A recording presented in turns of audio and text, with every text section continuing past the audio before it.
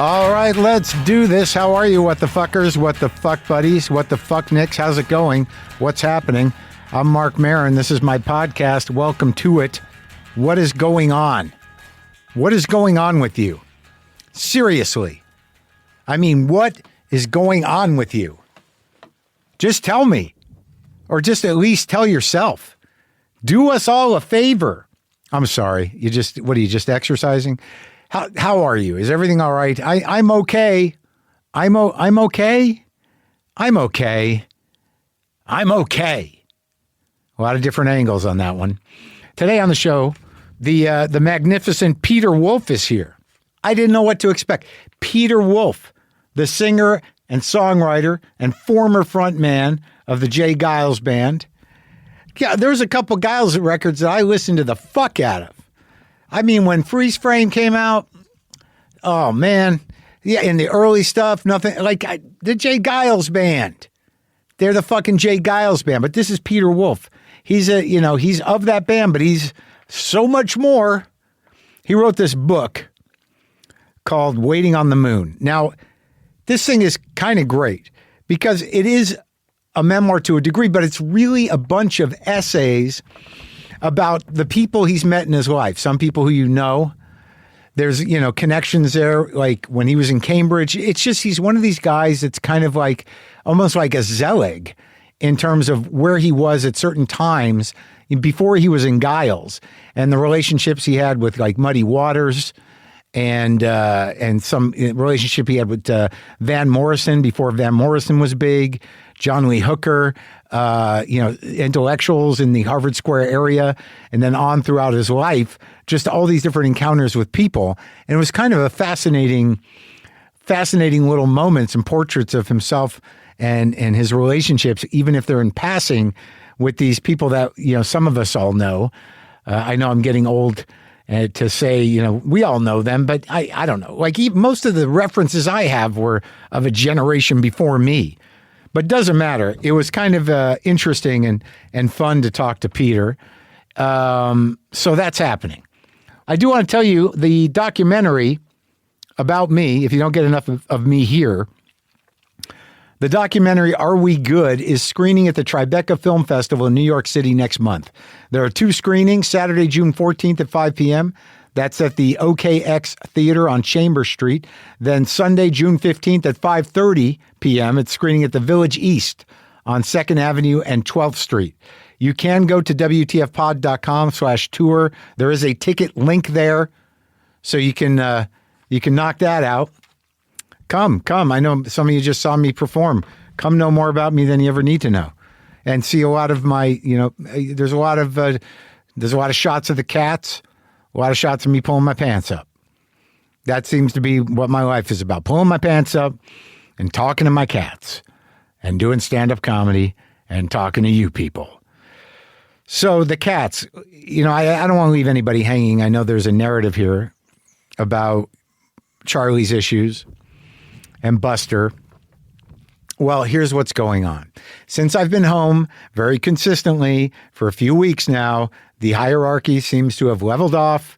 The king is back and people are behaving appropriately. There's a little, Charlie's excitable, but he's not being hostile.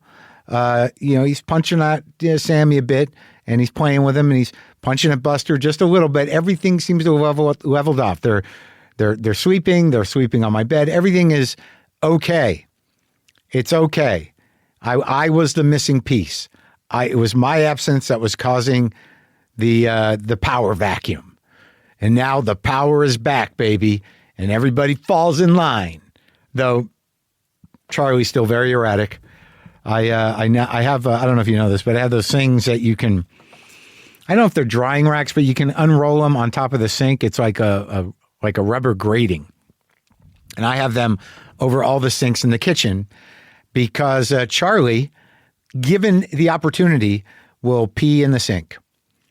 And it happens pretty quickly. I turned my back. I was washing some stuff and I'd rolled up one of the little rubber grates, and within seconds, Charlie was just peeing in the sink, just sitting there looking at me, peeing in the sink, directly into the drain. So what was I going to do? I let him finish, and then I washed it down. But yeah, so Charlie, he's a surprising cat, but that wasn't so surprising. It's just I turned away for a second, and he's peeing in the sink. Worst things could be happening. Another little bit of information I got, I don't know how many of you, Sammy, I don't know what to do with. Sammy, I'm going to bring to the vet because he needs a yearly checkup. But occasionally he shows affection and he's very awkward with it. And he'll lay on my lap in a very seemingly awkward way. Doesn't like to be pet much. But with that kind of cat, you just kind of wait around for it to happen. And you go like, oh, look at you. Buster is my guy. And I don't know how many of you have been with me for a long, long time. But when Buster was, I think, less than a year old, he ate some plants that had pollen on it from lilies, and he went into renal failure, and I saved him. But it was always a question as to whether or not, he'd get that function back, after ultrasounds, after he recovered, one kidney was small and one kidney was big. And I always assumed that one kidney wasn't working. But then, as time went by, it's been 8 or 9 years here, he, his numbers have been okay. But the vet said, why don't we just take a look at those kidneys again? Or get some updated information. So I brought him in for an ultrasound. And still, one kidney is abnormally small and the other kidney is large. And the assumption is that the small one is dead and the big one's doing the work of two. So I think I know that now. We're fairly conclusive that my cat Buster is kind of churning away on one kidney. But, he's having a good life, and we'll just keep going until it starts to buckle. And then we'll take steps to help him out. But yeah, man, cats. Am I right? It's nice to be home. Folks, summer is around the corner. That means spending more time out of your home, which means you should be protecting your place with home security. That's why we recommend Simply Safe. With traditional security systems, police get called only after someone has already broken in. But Simply Safe's monitoring agents help prevent break-ins before they happen. The AI-powered cameras are backed by live professional monitoring agents to detect suspicious activity on your property round the clock. Agents can even talk to people on your property, activate spotlights, contact police, all in real time. That not only prevents threats, it deters them too. More than 4 million Americans use and trust Simply Safe, which is one of the reasons it's been named the best home security system of 2025 by CNET. Right now, you can get 50% off your new Simply Safe system with professional monitoring, and you also get your first month for free. Just go to simplysafe.com/WTF. That's simplysafe.com/WTF for 50% off and your first month free.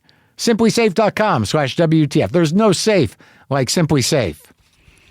I bit my fucking lip in the same place 3 times. There's nothing more immediately fucking aggravating than biting your lip again in the same place. God damn it. Anyway, look, you guys. So I got an interesting email. I want to know if this is a Canadian thing or this guy. This is one of the great emails. The subject line, as some of you recall, if you've been following along, I left my laptop at border control in Toronto at TSA. And I talked about how quickly I got it back. And it was great. I'm glad I have it because I was ready to ditch it, just get a new one, dump everything I could down from the cloud, but I have it. I have it back, and now the pressing nature of getting a new computer has been lifted. I could probably use a new one, but I don't use it for that much. It doesn't matter. So I get an email, subject line, story about lost laptop at airport security in Toronto. Just heard Marc's story on today's podcast about leaving his laptop at airport security in Toronto. Please apologize to him from me. I recognized Marc in line at security on Sunday and briefly told him a story about how I got scammed on SeatGeek and was not able to use tickets I bought to his show in Toronto on Saturday night the night before. He was very kind during our brief interaction, but obviously I inadvertently distracted him and he left his laptop on the security conveyor belt. I'm so sorry for any inconvenience I might have caused him. Please do pass my apologies along to him and tell him to come back to Toronto soon. Chad. Chad, buddy, I didn't even think of that. And I don't want you to carry it, man. You really got to let this go. I don't know if this is politeness or, if it's I don't know. Is it a Canadian thing? Tell me, does that sound like a Canadian email to carry that weight? Chad, I'll be honest with you. I really think what happened was generally because I have TSA pre-check, and they never make me take my computer out, but they make everyone take their computer out at security in Toronto. I guess it's an international thing. So I really think it was just I'd become quite accustomed to just not taking my computer out, and I spaced it.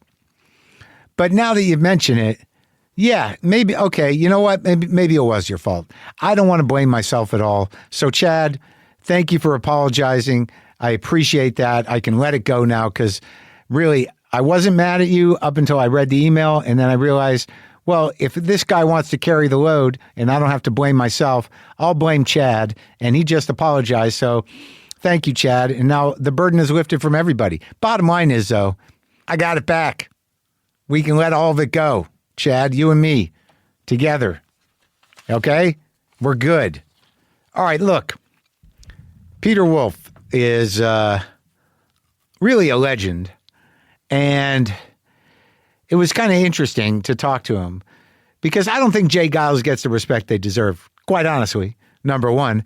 And number two, as I said earlier, I was kind of blown away by his book and the fact that it's really not about Jay Geils.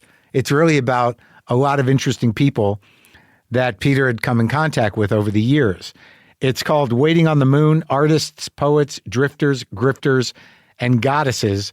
It's available now wherever you get books, and there's all kinds of stories about all kinds of people in there, and it's very entertaining. And this is me talking to Peter about that and stuff and things.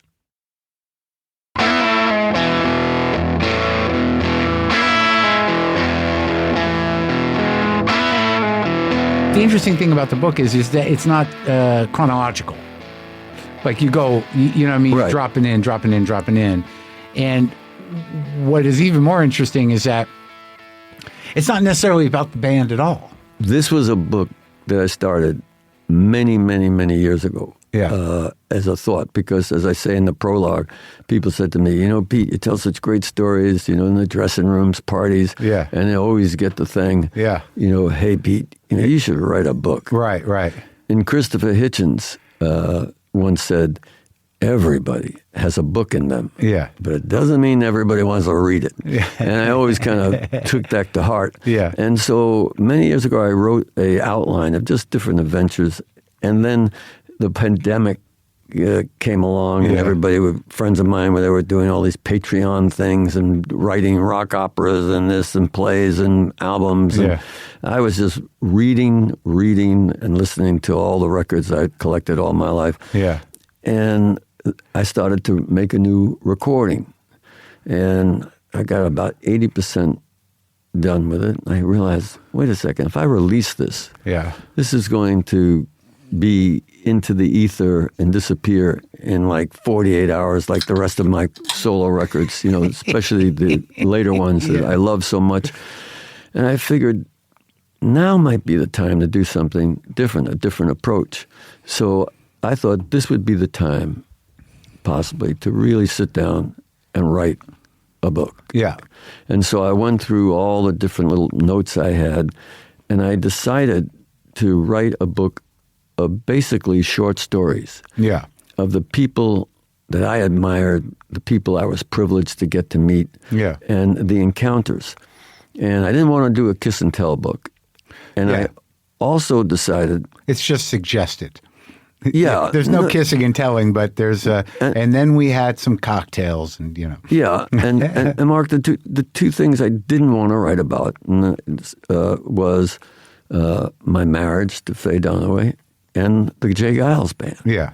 And I just wanted it to be a collection of short stories. And I'm a big reader. Yeah. And there was a book, Dogs Bark by Truman Capote. And in it was short stories of vignettes of him meeting Brando that was pretty interesting. His vignette on Marilyn Monroe, Humphrey Bogart, when he did a screenplay with Humphrey Bogart for one of his films. Right. And so I thought that, that was an interesting template. And then there was a book, one of my favorite books, Berlin Stories by Christopher Isherwood. And he had a line in there, I am a camera, and my shutter is always open. And he describes what Germany was like just before, the Weimar Republic, all that. And that book became what Cabaret was based on, right? The movie and the play. And so I figured that's the way I was going to go. And I was, I read all different musicians' memoirs, biographies. Any you like? A bunch. Not a bunch. You ever read that Straight Life, the Art Pepper one? Oh man, that's one of the ones that was going to come to mind. Yeah. And it's funny when Keith Richards. That's another great one, dude. Yes, when Keith Richards, gentleman James Fox, that was helping Keith write his book, came up and spent a good deal of time with me in Boston. And I said, listen, if you're going to be working with Keith, you got to keep it in his voice. Yeah. I said, there are certain books. He did, too. Oh, he did. And this great thing about Straight Time, though it was his voice told to his wife on Art Pepper, the great jazz saxophonist. Love that book. From out here in Los Angeles. I always say it's 100 pages about saxophone and jazz and 300 pages about heroin and jail. Oh, boy. Another great one, of course, is Miles Davis's book. Oh, is that good? Yeah, I haven't read that one. Oh, man. If you want to be in a room with Miles, you just get that book. Quentin Thorpe he's a poet. Yeah. And he sat down with Miles for a long time. Oh, I got to get that. It's amazing. And, Miles, a lot of people don't realize, came from a very wealthy family. His father was a doctor. St. Louis, right? St. Louis, yes. Yeah. And he was going to go to Juilliard, which he did. Yeah. And he got this bug because he saw some big bands passing through Juilliard. And so he would leave Juilliard, and at night he would head down to 52nd Street. And he connected with Dizzy and Charlie Parker and all these great artists. So that's all really documented in this book, which is really an amazing read. So you had these in your mind? Yeah, and then, a woman I know and work with a little bit and stuff, I thought at the time it came out, Patti Smith's book, Just Kids. Oh, it's great. Captured a moment in time, and it wasn't about, her band or this or that. And so... Also Dylan's book. Bob's book, was... yours reminded me a lot of that because Bob is of a type where, time and the times move through him. Right. And so what you get in that, what was it called? What was his autobiography called? Chronicles. Part one. Part one. What you get is this sort of poetic, historical piece about, like you talk about the folk scene at Bleecker and McDougal around the same time that store plays heavy in Chronicles. Right. But what you get is you see, it's almost like a history book in terms of what these periods were like. Right. More than it's about his music necessarily, except for the long chapter on the mystical 3/4, 4/4 progression he figured out. Right. And it's funny, you say that because the two people who I asked for advice about the book, one was Bob, and I said to him, Bob, I hear you writing a book. How are you approaching that? Yeah. And he said, I'm kind of famous, and so. If I'm writing about 1974, I might call up a couple of people and say, what do you remember about 1974? And I thought he was putting me on. Yeah. Until I'll give you, for instance, when I was writing this book, I had a scene where I remember walking down the hallway in this hotel. The Rolling Stones were playing in Boston. Yeah. They're playing several nights at the Boston Garden. And they took over the entire floor of the Sheraton Hotel in Boston, big hotel, but the whole floor, they had bodyguards and, security by the elevators. You couldn't get up to the top floor, and they had the whole band, everybody, the whole top floor was rented out by the Rolling Stones and their crew. And I remember being up there and walking into a room, and as I was writing, sitting on the floor playing acoustic guitars was Mick Jagger, Keith Richards, and Graham Parsons. Right. And they were singing Sing Me Back Home, Merle Haggard's great song. Yeah. And as I'm researching, because I wanted to get things, because Bob said, call people who remember 72, but I didn't know who to call, so I was doing my own research. I realized that Graham Parsons had died a year before this tour. So he couldn't have been in the room. And so then I got scared because, couldn't trust your memory. So I checked out, and really what I realized was that Mick and Keith were sitting on the floor. They were playing acoustic guitars. They were singing Sing Me Back Home. But it was Keith telling me that he learned the song from Graham. Oh, interesting. And so that's why I just assumed Graham was in the room. But that whole thing of historically placing something. And so for me, in starting this book, it was just going to be chapters. I think it's great. But each chapter was going to be like a short story. Yeah. So there's 30-something chapters in it. And of your memories and of things that had an impact on your life. Yeah, and people who so if you're interested in Alfred Hitchcock and you see Alfred Hitchcock, or if you're interested in Muddy Waters or Julia Childs, you can go to any chapter. But the most interesting thing about it, I mean, I think it should be read, as a book all the way through. Well, I would hope so, yes. But what's interesting to me is that fortuitous these coincidences, but they're not coincidences only in the sense that when you look back at them, you met so many interesting people of so many different walks of creative life. But the constant is you.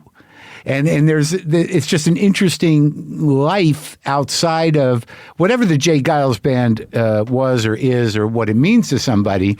Is that, this morning I was thinking, well, his full life, it's only 20% J. Geils. Right. I mean, my solo career is longer than the Geils Band. But I'm talking about like the you becoming the creative person that you were was informed by these experiences that are rich and varied, and no one would ever know that. If you hadn't written this book, and once you read it, you can see how all this stuff was kind of feeding into you and your vision and what the music was at some point. The music you liked, the music you played originally, the music you ended up playing all through your life. But if I might say, before we go any further, I love the Geils Band. Of course. I put my heart and soul into the Geils. It became my life. Even in my marriage, the Geils Band was always front and center. And that never caused a problem because when Faye and I were married, I was very dedicated to helping her with her career, and she was extremely dedicated in helping me with my career. So we were, we always had that understanding. We never even had to mention it. But the Geils Band was my entire life, as you can read in the book.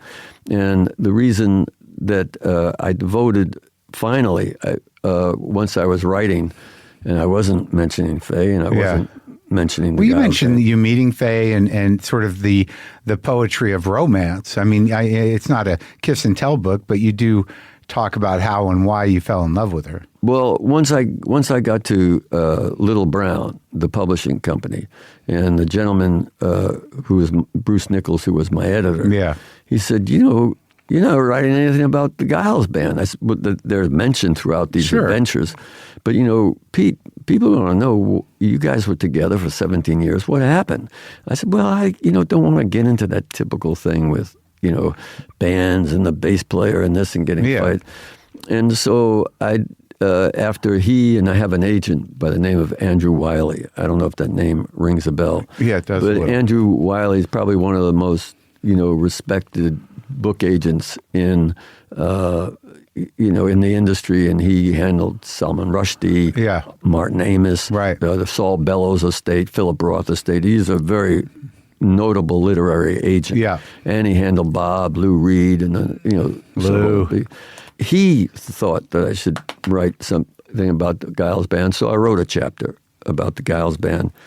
And as the woman that I dedicated this book to, her name is Grace O'Connor, and her sister Nora O'Connor, who you recently met, she had finished this book called, I think it was The Long Goodbye, about Chinatown being the last great film, the last movie of the 70s, sort of the last, Hollywood's last great,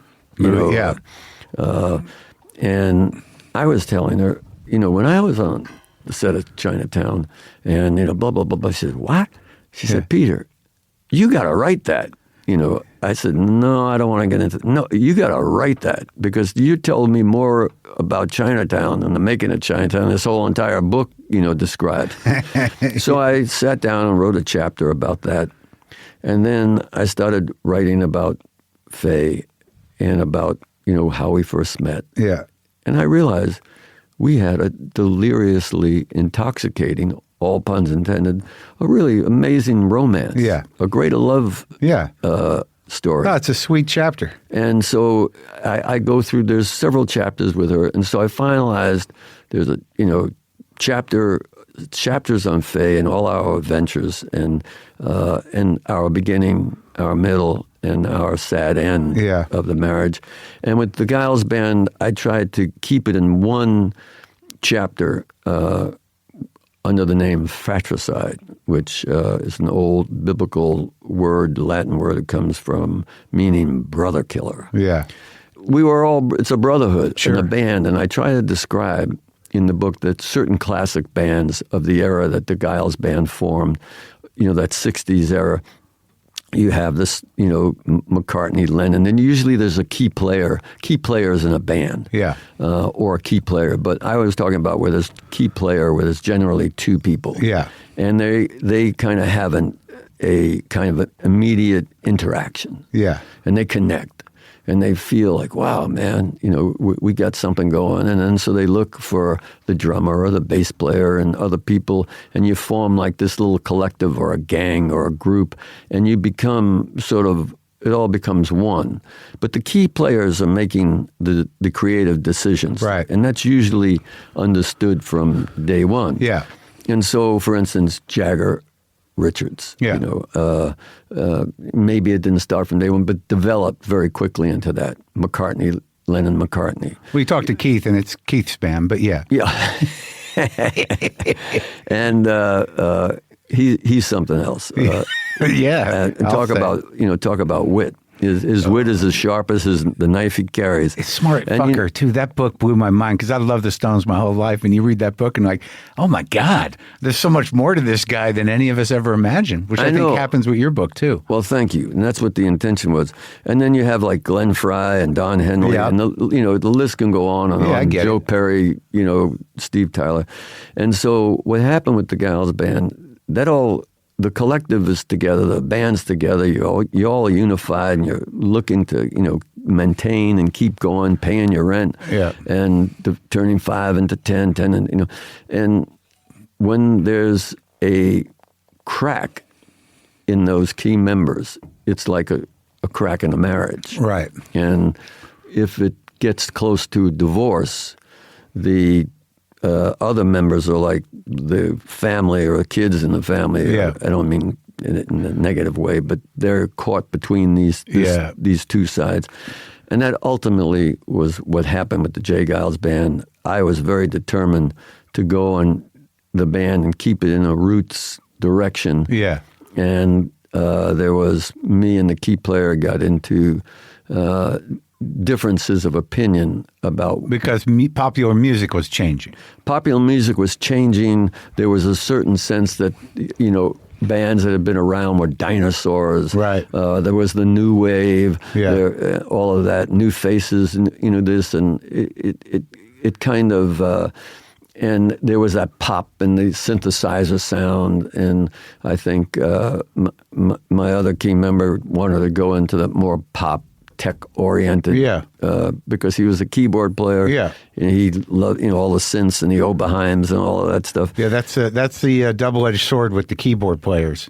Is eventually you can make sounds that a whole band can make. And, right. Yeah. And so I once that we had a writing partnership like Lennon McCartney, where whatever songs, and you and Seth.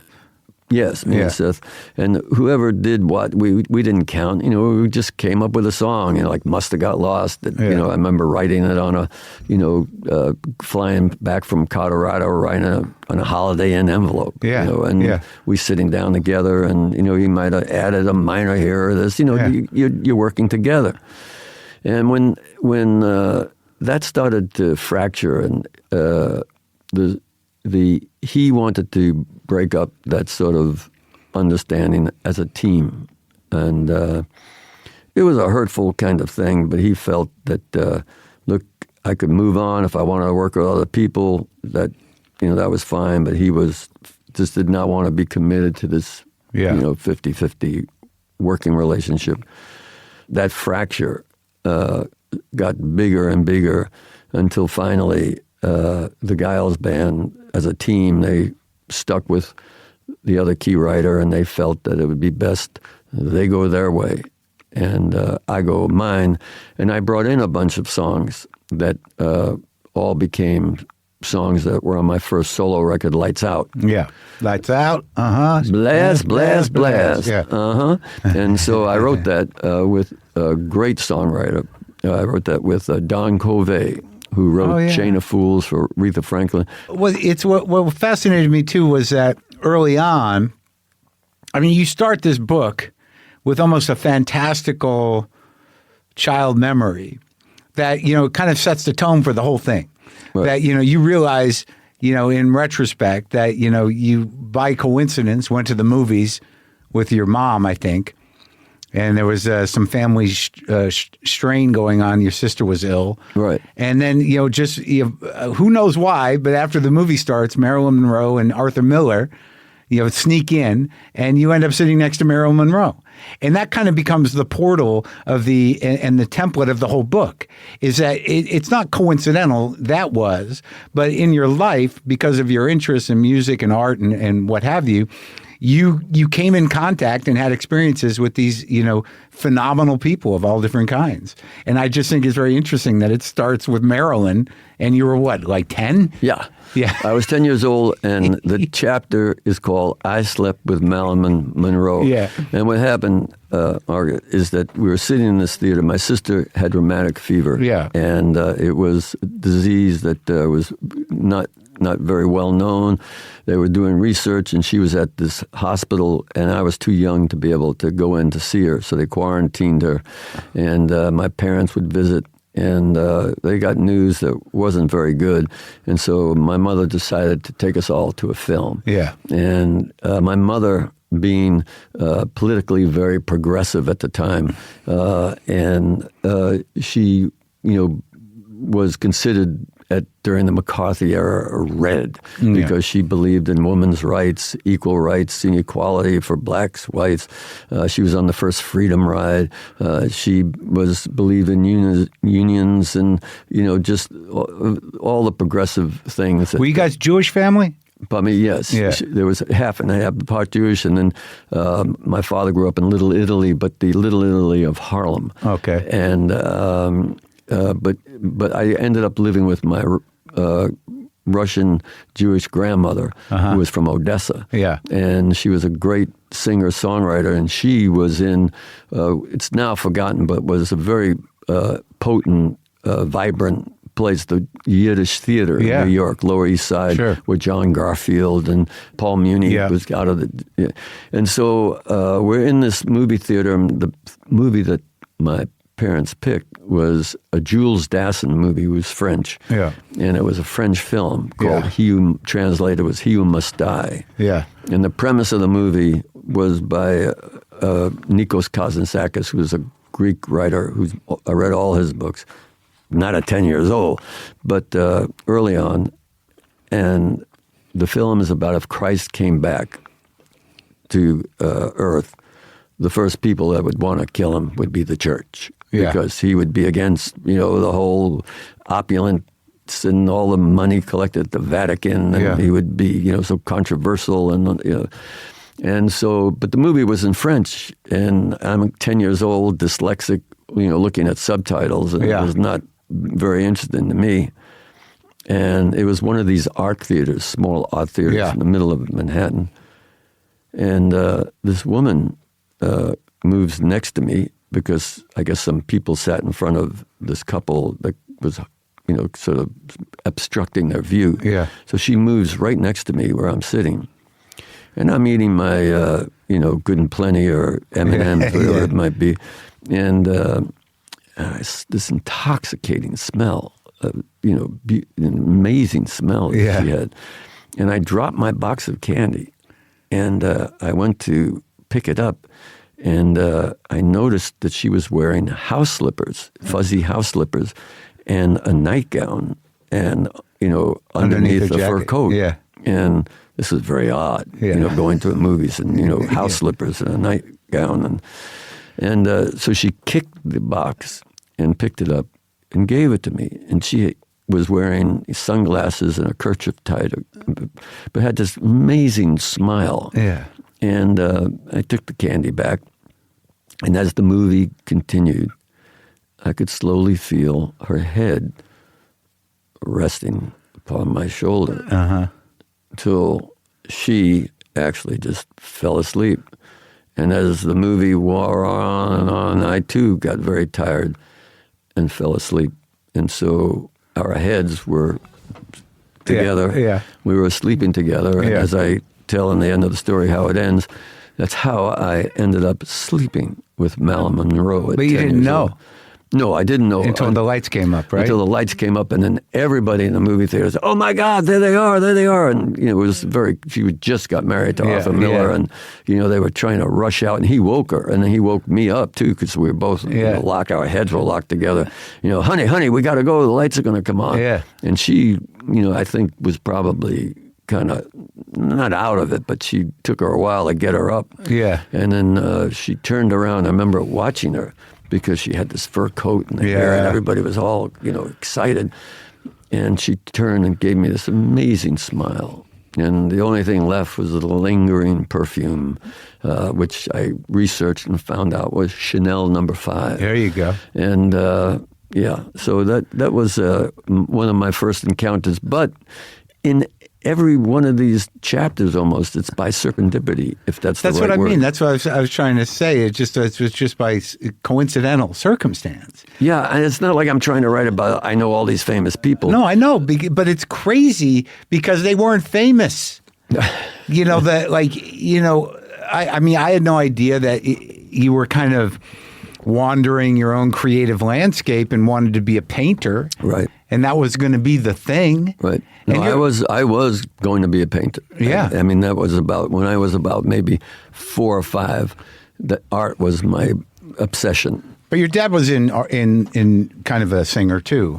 My dad was a baritone, but and he also had a great love for painting. But he was in the Robert Shaw Chorale later on, but in the early days, in the 30s and stuff, he was a song plugger. Yeah. And people don't really remember what song pluggers were, because music came out in those days on sheet music.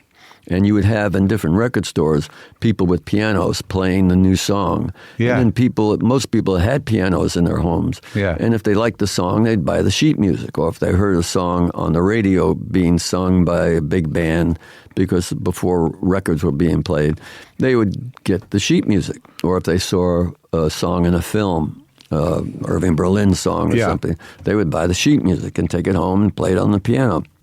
So my dad had a radio show called Boy Baritone, and it was a 15-minute show on WQXR, and he sang the latest songs. Yeah. And then he ended up joining the Schubert Theater at 14 and traveled doing light operas like The Merry Widow and Student Prince. Yeah. And he traveled on a train, and he would tell me that the train had all the sets, and everybody slept on the train. The train was a hotel.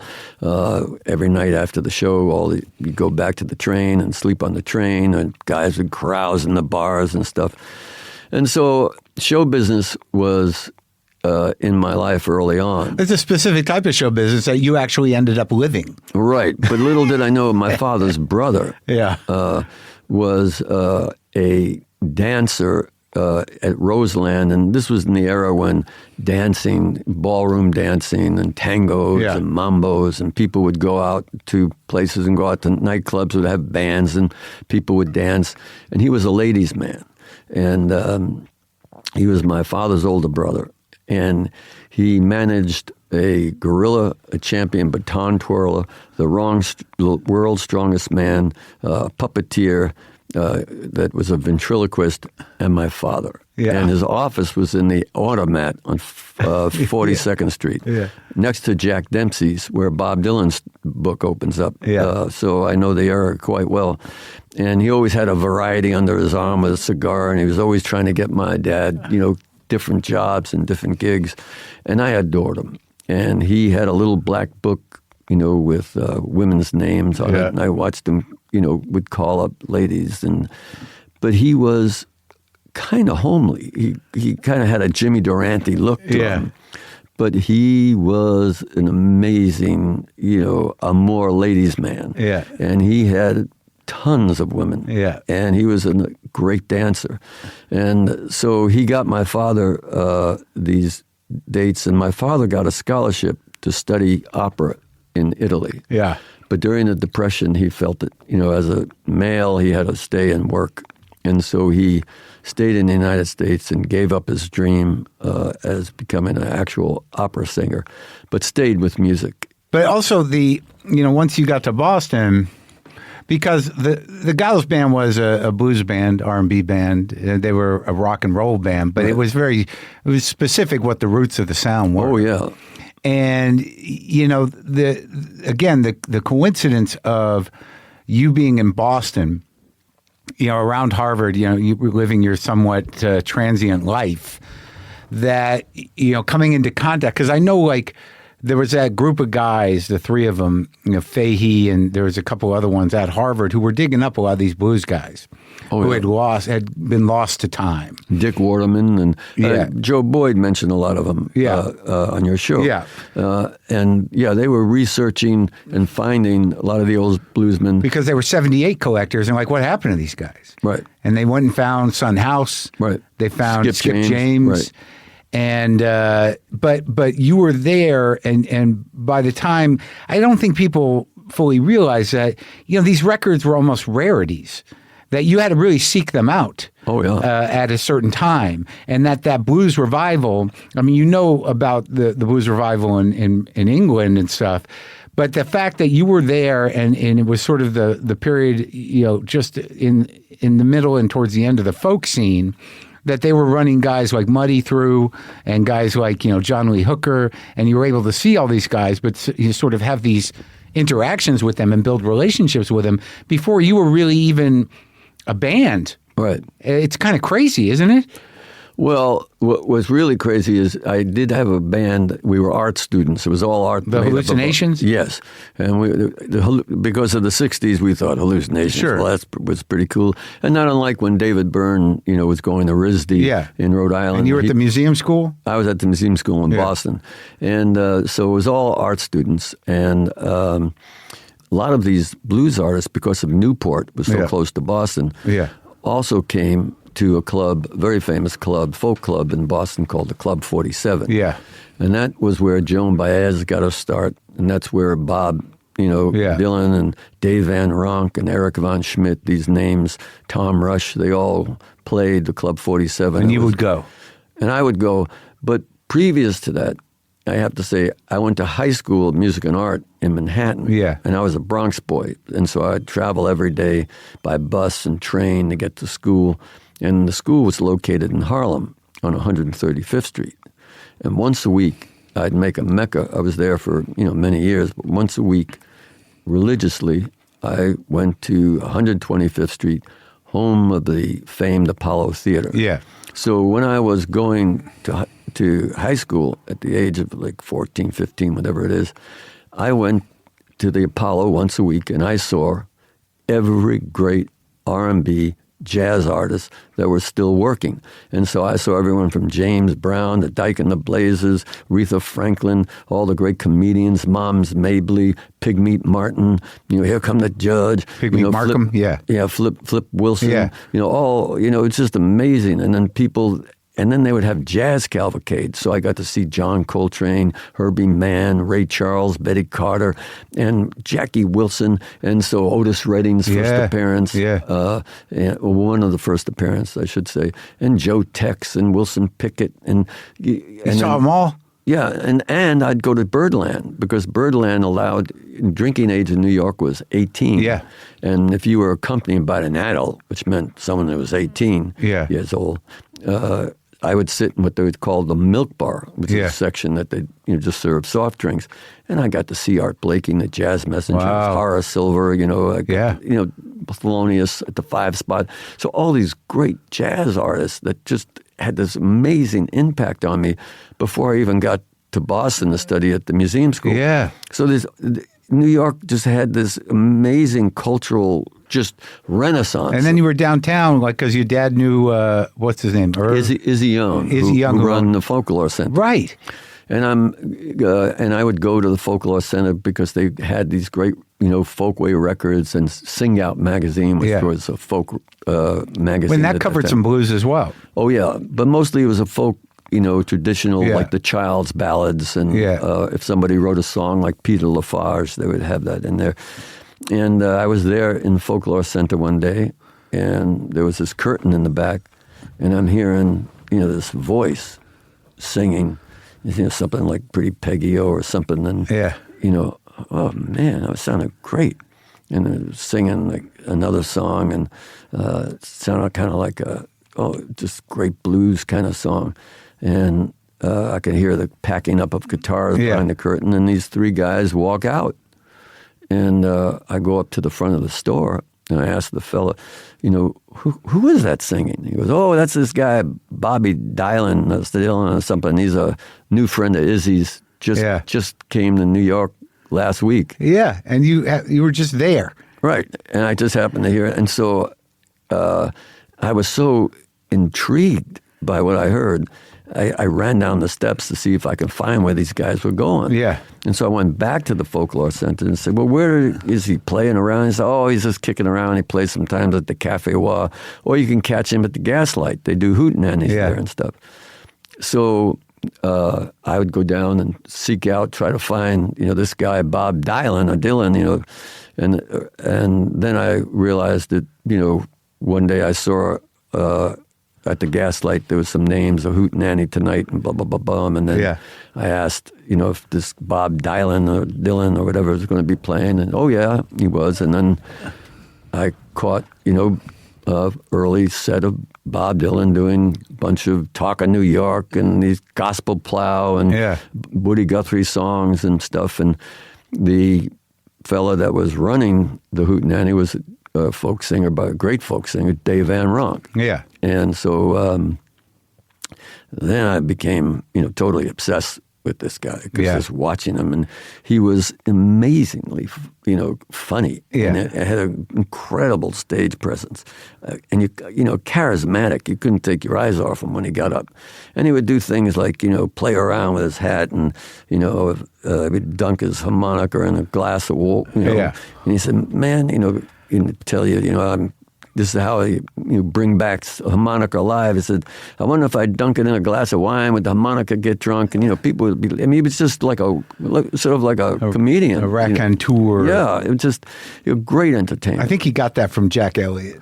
Well, yes, Ramblin' Jack, but he edited Jack's Ramblin'. Sure, but I think he got that charm trick. Yes, from Jack. I would have to agree, but he had a great wit. Oh yeah, great charm, which he still has, and so I followed him, and I finally see this Monday night hootenanny. You pay $1, you get a free drink, and at that time I had no money, and I was drinking what they call 151 rum. Yeah, sure. Bacardi 151 rum, a little bit of Coke, and when on an empty stomach you have 2 of those, and you're there. Yeah. And so I was out of money, and I would always push my way to the bar where Bob would always hold court on Monday.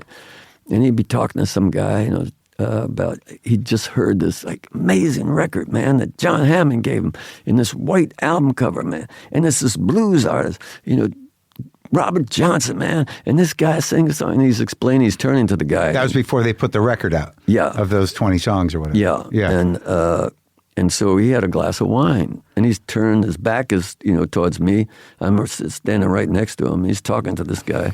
So I take his glass of wine and I drink it, and put it down. Bob turns around and realizes the glass is empty, calls over to the bartender, hey, Joe. So Joe fills up the glass. He takes some wine, turns back to the fella talking. I see the glass of wine, drinking wine. This would go on all night. And he had no idea that this little punk next to him was drinking his wine because he was so into, telling the story. And if all he had to do was raise his hand and his glass would get refilled. So I would just follow him. It was funny, though, because the first sort of, when you kind of reached out to him and were able to get his attention long enough to say you were a painter, and then he said, "I like paintings. You should come show me." No, I had a little studio at an apartment. I had lived in an apartment building in the Bronx, and there was this little house next door, and the woman that lived there allowed me to have a studio. In my apartment. I mean, down in her basement, and. When I'm listening to WBAI, which was a Pacifica radio station, and there was a show on Folk Singer's Choice by Cynthia Gooding. And her guest that afternoon was a young folk singer, just blew into town, Bob Dylan. Yeah. And I was, big fan. I turn it up loud, and Bob's on there, and he's singing, talking about how, man, he just came back from a circus, and his mother and father, and he's traveling here, and he's, training bulls, and I don't know whether, he's doing this, Bob thing, and the show's over, and I call up, and I, asked for Miss Gooding. I said, "Excuse me, I'm listening to the show. Can you tell me where, Bob's playing again? Because I want to, go see him." And she goes, "Well, hold on." And there's a minute or so passes by, and Bob gets on the phone. I go, "Hey, man, I just really love your music, following you, down, are you, any place you performing next so I can come down and see you?" And he said, "Yeah, man." I said, "I'm a painter." And he said, "Oh, you're a painter? I love painting. I'm painting." "Oh, yeah." And I get this address. And so 2 seconds later, I'm grabbing all my paintings, getting on the subway, rushing down to meet this guy that I'm enchanted with. And I get to the address, and there's members, Marc Spolostra and Patrick Skye, two folk singers sitting on the steps. And I go up, and I'm looking around the doorbell for the name. And he goes, "You looking for Bob?" I go, "Yeah." I said, "So are we." And just at that moment, this gentleman, John Harold, he said, "Well, Bob's at the Gaslight." Yeah. I'm not the Gaslight. It's at the Kettle of Fish was a bar where they all hung out. And they're all at the Kettle of Fish. And I come in with painting in hands. And I said, I didn't know what Bob, at this point looked like, because I had not seen him yet, because I'm backtracking a little bit. Yeah. But I heard the voice. And and people are talking, "Hey, Bob, I want some more beer." And they have these pitchers of beer and a drink. And I go up to him and say, "Hey, man, I got these paintings, that for you that you want to see." He looks at me and goes, "Paintings? I don't want to see no paintings." And boom, it was like, that was a hard moment. Yeah. Yeah. It's just so funny because there's this arc of you pestering Bob or drinking his wine. And now in the arc of your evolving friendship with him over the years, does he remember that stuff? I don't know. I was not. I was wise enough. I was wise enough never to mention it. But what's interesting is this. He gave you a nice blurb? If you could... Sometime back, Pete gave me a biography of the painter Charles Soutine. Chaim Soutine. Chaim Soutine said he was the Jimmy Reed of the art world, but I already knew that. Soutine is nowhere in this memoir, nor is Jimmy Reed, but there's plenty of other folks who are. This book reads like a fast train. You'll get a glimpse of everyone passing by through the window, characters that have crossed Pete's path, who he's known up close and personal, a diverse crowd, one you wouldn't think belong in the same book. Marilyn Monroe with a scarf on her head sitting next to him in a movie theater, Muddy Waters, Faye Dunaway, David Lynch, the filmmaker, Eleanor Roosevelt, Jagger, Tennessee Williams, Merle Haggard, they all play an important part in Pete's life. It's come alive in more ways than one. As you'll see, Pete's been on quite a journey, but before it all began, he had hopes to become a great painter. But then out of nowhere early on, he went in another direction and never came back. This memoir has been a long time coming, and it's Pete's great painting. That's nice. Oh, yeah. So he read it. Yeah, he read it. And I was so honored when he, did that and sent that in, because it just meant the world to me. Yeah, it's beautiful. And here's the funny thing with Bob. When I first heard his voice, I had a moment like that not too many years before that. Yeah. I was sitting on a stoop in the Bronx where I grew up. And through the window, I heard this voice coming on the radio. And it was the singer, don't leave me, baby, don't leave me, baby, I will die. Well, since my baby left me, boom. And I was transfixed, I couldn't believe it. And it was just drifting through a window. And I ran to the local record store that very moment. And I, about 10 blocks away, I ran into the record store and I said, you got this record about some hotel, something about a guy? And he goes, the owner of the store said, you're about the 30th kid that came in and asked me about that record. I should have it, by Thursday. And this was, I don't know what day. And every day I'd go in to see if they had this, record. And it was just, I just had to have this record. But the point I'm trying to make is, I didn't know what this person looked like. Yeah. I didn't know anything about him, but there was something in the voice that made this, spiritual, mystical impact on me that I cannot explain. And that person ultimately was Elvis Presley. Yeah. And so from 10 years old, I became an Elvis Presley fan. Sure. Still to this day. And I was the one guy that bought every soundtrack album that I stayed an Elvis Presley fan, right up until the day he died, and continued and still an Elvis Presley fan. That's why I love Peter Guralnick's books.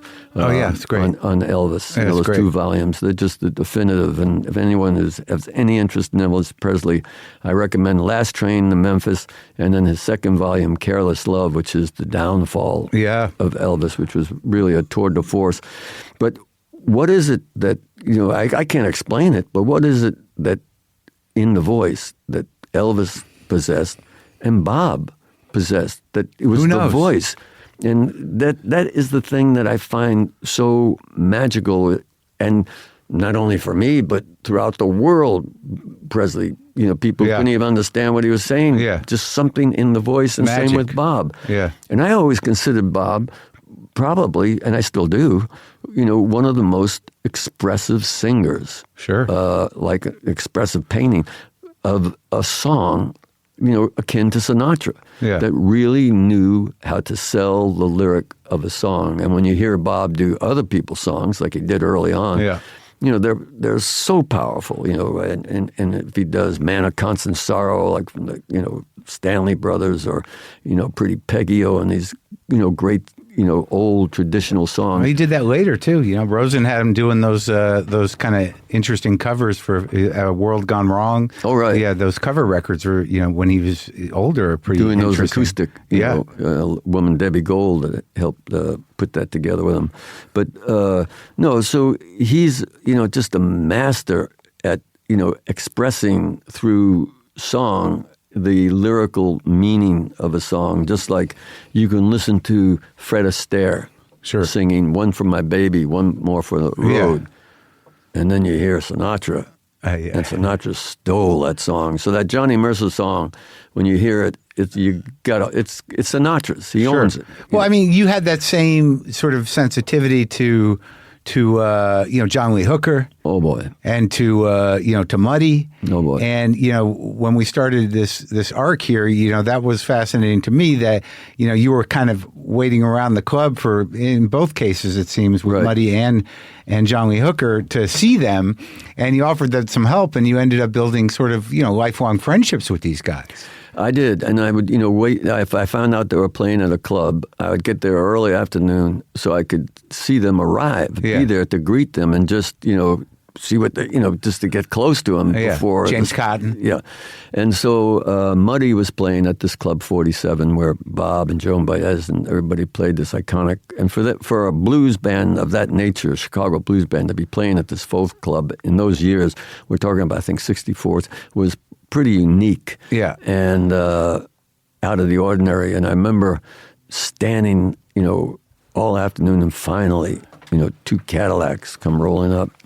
And then as a kid, I had bought the Best of Muddy Waters album just because of the cover. I did not know what the music was like because I came enchanted with this face on the cover, this profile. And then there, sitting in the car, was this profile right in front of me. And I run up and I go, Mr. Waters, welcome to the Club 47, welcome to, Cambridge, is there anything I can do? And he gets out of the car and he's this regal, beautifully, it had this diamond stick pin in his tie and, his coiffed hair and beautiful orange bronze skin. Yeah. He looks at me and goes, you can start carrying that equipment, And he thought I worked at the club. But I was more than happy to carry the equipment. And they stayed at this club. The dressing room of the club was like half the size of the studio that you and I are talking in. And I explain it in the book, but long story short, I had an apartment, a little funky apartment about 2-3 blocks away. And what develops is Muddy and his entire band are using my apartment as their clubhouse. And so there in my little futon on the floor is lying my hero, Muddy Waters, in his, T-shirt, do-rag on his head, and I'm playing him records. There's one very poignant scene where it was Muddy's birthday, and I was planning a party for Muddy, a surprise party. Muddy was on stage, and knowing it was his birthday, I had all the cake and all. Muddy was drinking champagne at that point, and I had scotch for the rest of the band and gin for Otis Spann. And during the show, the manager comes running up to me and says, "Peter," we were in Boston. When I moved to Boston in those years, it was probably one of the most segregated cities, north of the Mason-Dixon line, because you had Little Italy, where North End, where the Italians lived. You had Brookline and Newton, where most of the Jewish community lived. You had Southie, where the Irish lived, and it was just totally segregated. And so we were in this, at that time, this black neighborhood where this club was. What club? It was the Boston Tea Party. Yeah. And the manager comes running to me and tells me Martin Luther King had just been assassinated, and I didn't know if he was, it was just, and so Muddy's in the middle of the band, and I tell Otis Spann's wife, and she starts screaming, "You got to tell Muddy, you got to tell Muddy." And he just finishes the song, and I, as I say in the book, I had to go up and tell Muddy that Martin Luther King. And the audience was filled with young, white kids and, fans. And basically, the audiences that Muddy was playing to in those years were primarily, especially up north, were, just young white, folk, people who Those were, people, jazz, whatever. And that became a very poignant evening. And also, it was his birthday. And what happened? Well, Muddy called for a slow blues number, really slow blues number, and the band was playing. And Muddy, was control the band, just waved his hand lower and lower. And then he put his hand up, turned to the band, and they had the band stop. And he said, "Young people, listen to me. Something terrible has happened. Martin Luther King has been assassinated, he's killed. I want you all to be very quiet. Please leave very quietly, stick together, and go home and be safe. Get home quick, please." Because Muddy knew there was going to be big trouble. Yeah. And, people filed out. There was you could hear a pin drop. Everybody was just, you can hear the fear and just the the sense of, King Yeah. being killed.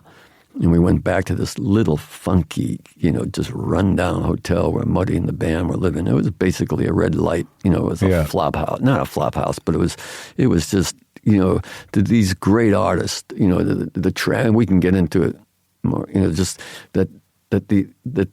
these black jazz poets, geniuses had to, to endure in those years and still endure.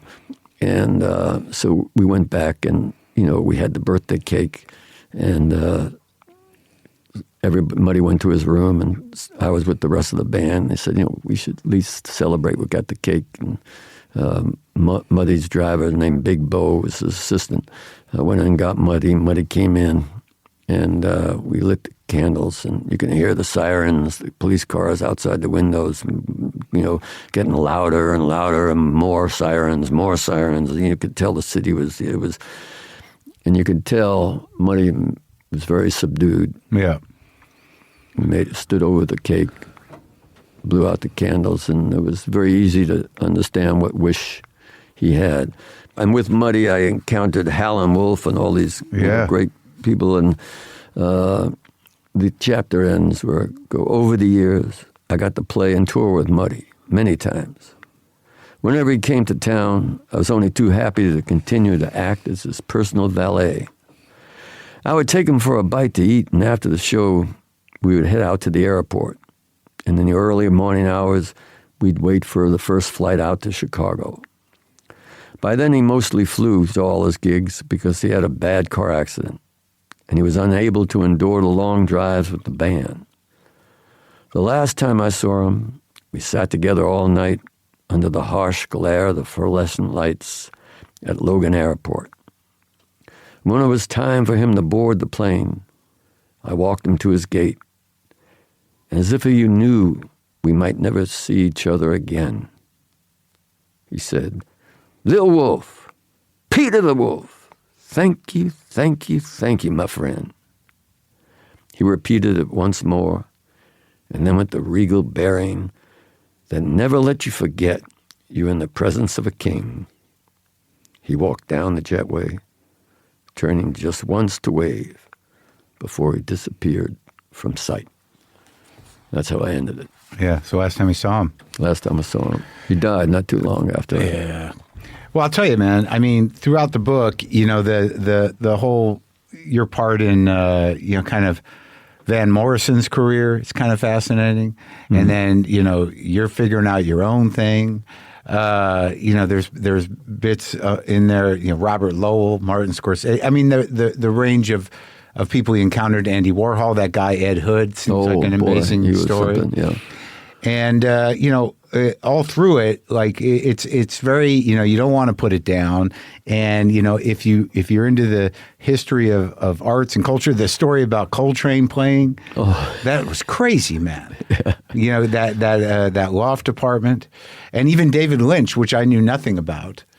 That arc of that story is kind of beautiful. Thank you. Yeah. But how did you meet him? It was just a coincidence? Well, I was after I never really graduated high school. Yeah. You had to go to summer school. I wasn't going to do that, and I was at this specialized high school. You took an exam, high school in music and art, and so all my friends. It was a very bright. A lot of the students very bright, other than myself. And they all went to very established colleges throughout the United States, University of Chicago, University of Wisconsin, Harvard, And so I spent a year hitchhiking around, going to these universities to visit my friends, but pretending I was an art student at these universities. Because in those years, this was not internet, you didn't need ID. If you looked like a student, you'd be able to go into the student lounge or go into the dining room and eat. Yeah. And so I'd visit my friends and hang out and live in the student lounge on the couches and sleep there and maybe use a shower, shower once a week or once a month, whenever I was. I was a kind of mess back then. And this one gentleman at the University of Chicago who I went to high school with constantly wanted to get rid of me. Yeah. His name was Leon Botstein, and he ended up becoming the president of Bard College. Okay. And So Leon, trying to get rid of me, says, we're all driving to Boston, and you're going around pretending you're an art student to these different colleges. You have an amazing bunch of colleges in, the Boston area. And I thought, oh, yeah, there's Harvard, there's BU, there's Northeastern, there's Brandeis, there's Simmons. I mean, it was a girls' school, but it didn't bother me. So, so I figured, wow, man, I could, and what I would do is I would, pretend I was an art student, use all the art supplies, paint, and, move on. Once, my welcome was, or somebody figured out I wasn't really there, I'd just move on to another university. Yeah. So here I am in Boston, and during the ride, Leon says, there's a school here, the Boston Museum School of Fine Arts. And so they stopped, and I took some of my paintings that were in the trunk, and I brought them in, and I applied. I didn't have the money. Leon lent me the money for the application. Yeah. And so I'm hitchhiking now. I'm back in Wisconsin, again, pretending I'm an art student at the school. And I call every now and then home to let my mom know I'm okay. And she goes, Peter, you got a letter from the Boston Museum School of Fine Arts. And lo and behold, I was accepted. And I was given a grant.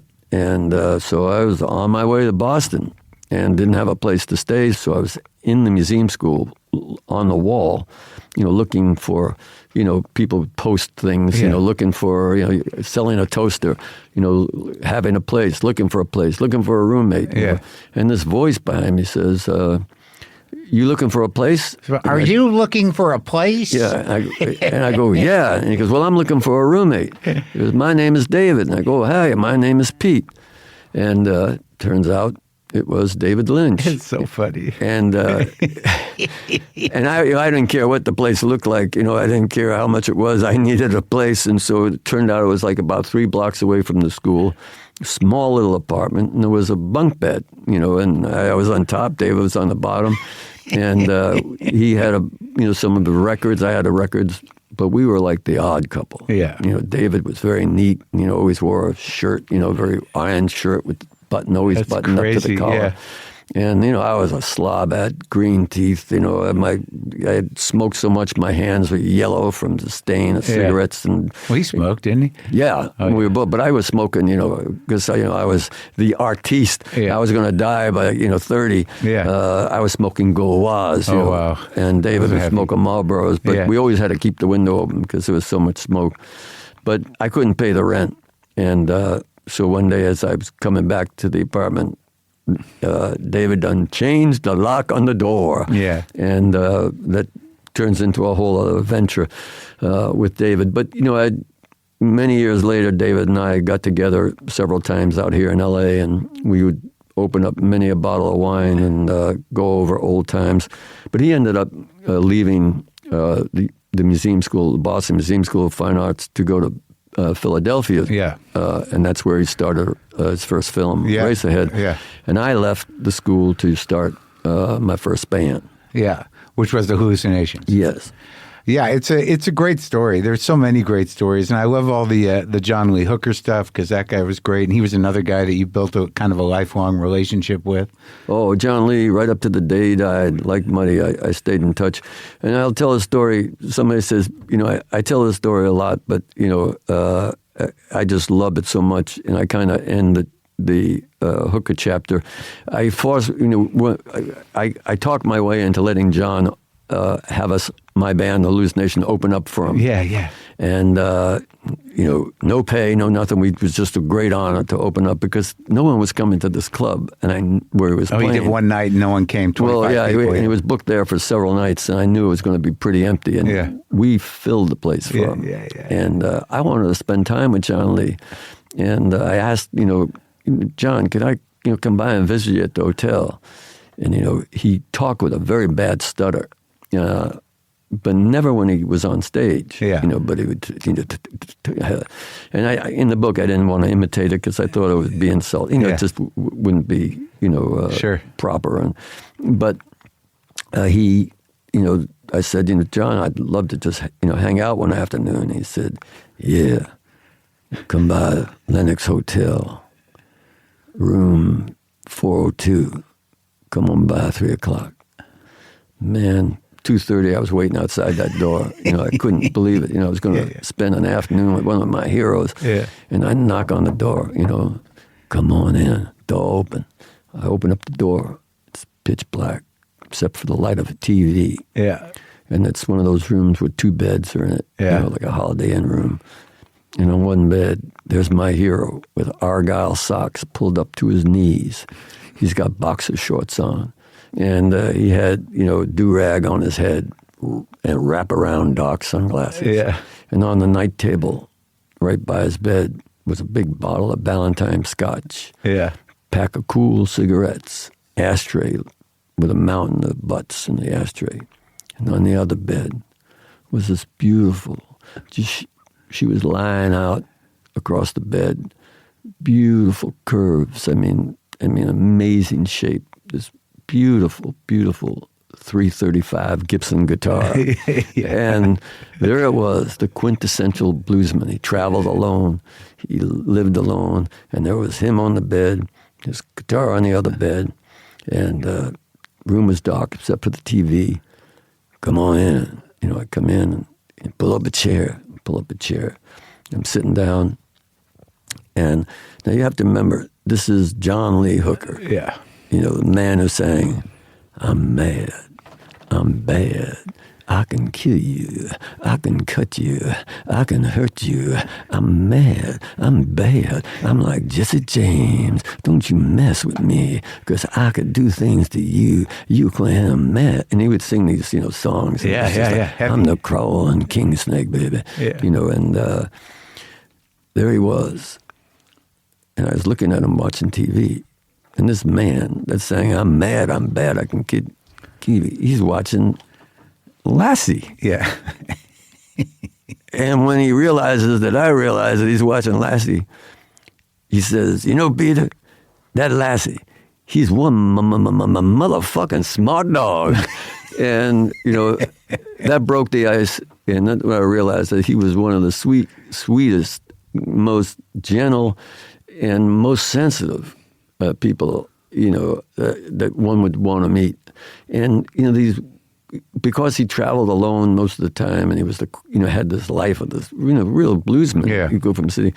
He attracted these young women that were just kind of all in trouble in those days, the Haight-Ashbury days, the runaways, and, the psychedelic drugs. And John would always befriend these ladies and, try to talk them, give them money to get back home and, talk if they're runaway. And he was just an amazing guy. And everybody who got into his inner circle remained friends with him throughout his life. And he was thanks to this one gentleman who owned this agency, Rosebud, that took over John's life, was able to get him the royalties. And John ended his life, really very comfortable. Yeah. And he died very peacefully.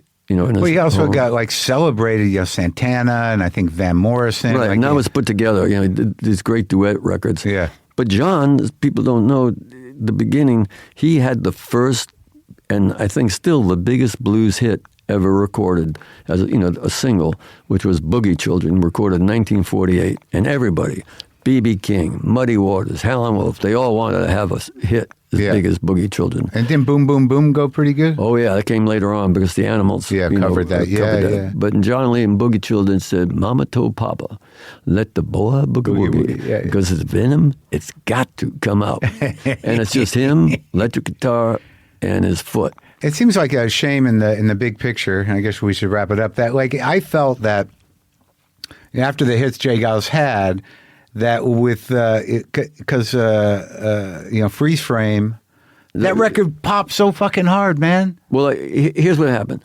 We left Atlantic, and I describe in the book that how I'm acting as the band's manager, the Geils Band's manager, and I'm trying to go to different record companies, get us re-signed after Atlantic. Our contract ran out. We did 10 records, and I'm asking Ahmet Erdogan's the president, if he's going to sign us again. And so I'm meeting all these different record presidents. Yeah.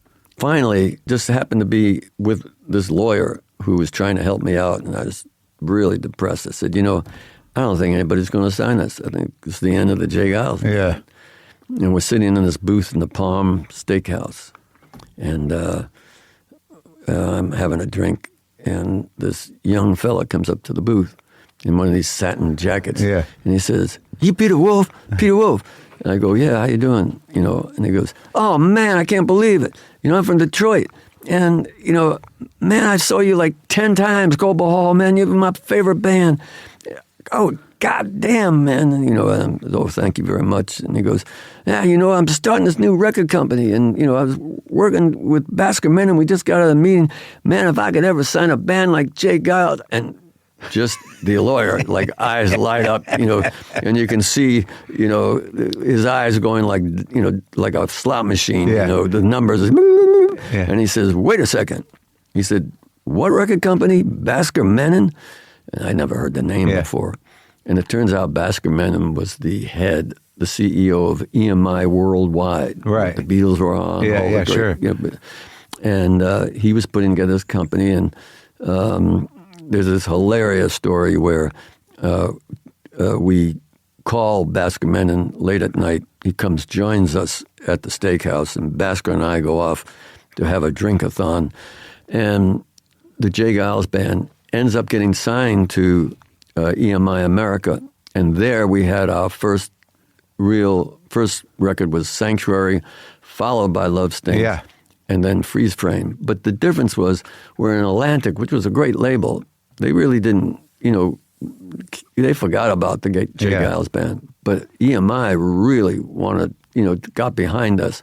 Yeah. And that's when we really, between that and MTV and the whole arc of stuff, the band really, after 17 and a half years of doing, literally one-nighters after another, throughout the country, driving around station wagons, or, in those years before deregulations, you can get on a flight pretty cheap, and you could fly around. We just did non-stops, the Geils Band. And we played Bluesmen. Yeah. And our opening acts were people, once we finally, got, with Freeze Frame and Centerfold and all that, and we were doing nothing but arenas.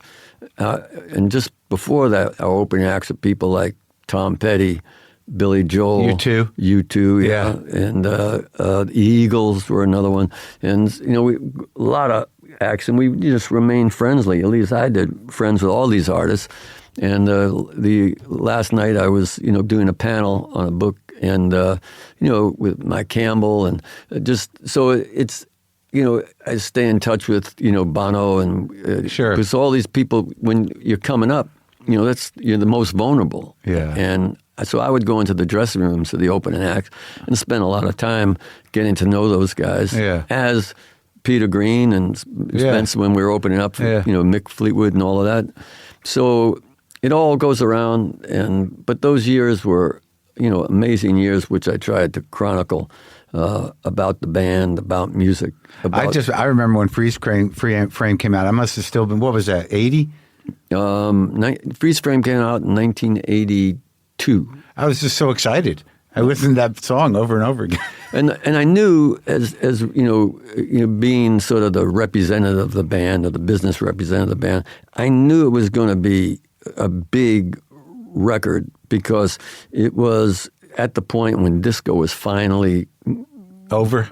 Yeah, dying off the charts, and songs like "I Love Rock and Roll" by Joan Jett, and groups that like REO were coming on the charts, and Seeger was getting on the charts, and I knew, for all these years that we were next. Oh, good. I just felt it in my bones. Well, I'm glad you had that.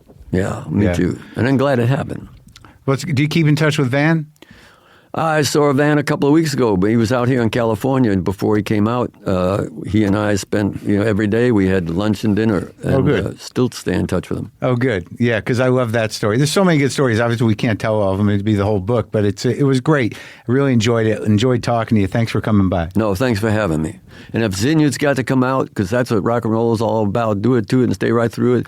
Always keep it smiling. This is Wolf Goof Mama Tufa telling you, life comes once, and when it comes, you got to grab it fast, because you never know how long this life you live is going to last. Yes, there's that DJ.